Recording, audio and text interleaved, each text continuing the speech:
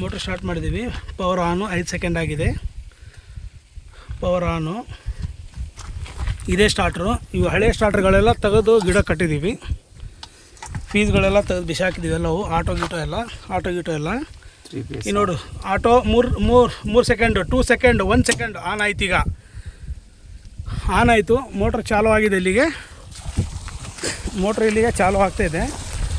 ಈಗ ನಾವು ಪೇಸು ತೆಗಿತಾ ಇದ್ದೀವಿ. ಇಲ್ಲಿ ಕಂಟ್ರೋಲ್ ಪ್ಯಾನಲಿಗೆ ಡೈರೆಕ್ಟು ಏನಾರು ಒಂದು ಫೀಸ್ಗೆ ಸುಡ್ತು ಏನಾರು ಆಯ್ತಂದರೆ ಇಲ್ಲಿ ಆಟೋಮೆಟಿಕ್ಕಾಗಿ ಆಫ್ ಆಯ್ತು. ಇವಾಗ ನಾವು ಮತ್ತೆ ಪೇಸ್ ಹಾಕ್ತಾಯಿದ್ದೀವಿ. ಐಕಾನ್ ಕಂಟ್ರೋಲ್ ಪ್ಯಾನಲ್ ಸ್ಟಾರ್ಟ್ ಆಗುತ್ತೆ.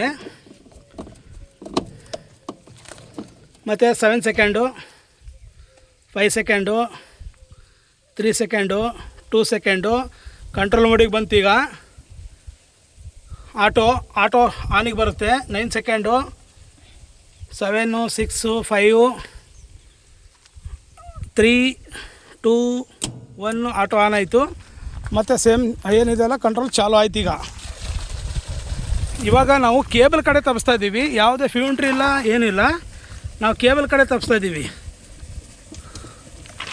ಹಾಗೆ ನೋಡಿರಿ, ಇಲ್ಲಿ ಡಿಸ್ಪ್ಲೇಯಲ್ಲಿ ನಾವು ಕೇಬಲ್ ತಪ್ಪಿಸ್ತಾ ಇದ್ದೀವಿ. ಒಂದು ಲೈನು ಆಟೋಮೆಟಿಕ್ ಆಫ್ ಆಯ್ತು. ಈಗ ಇಲ್ಲಿ ನೋಡಿರಿ, ಇಲ್ಲಿ ತೋರಿಸ್ತಾ ಇದೆ ಏನು ಕಂಪ್ಲೇಂಟು, ಮೋಟ್ರ್ ಫಾಲ್ಟು. ಈ ಟೈಪ್ ಫೆಸಿಲಿಟಿ ಇದೆ. ಹಾಗೆ ನಾವು ಮತ್ತೆ ಆನ್ ಮಾಡ್ತಾಯಿದ್ದೀವಿ.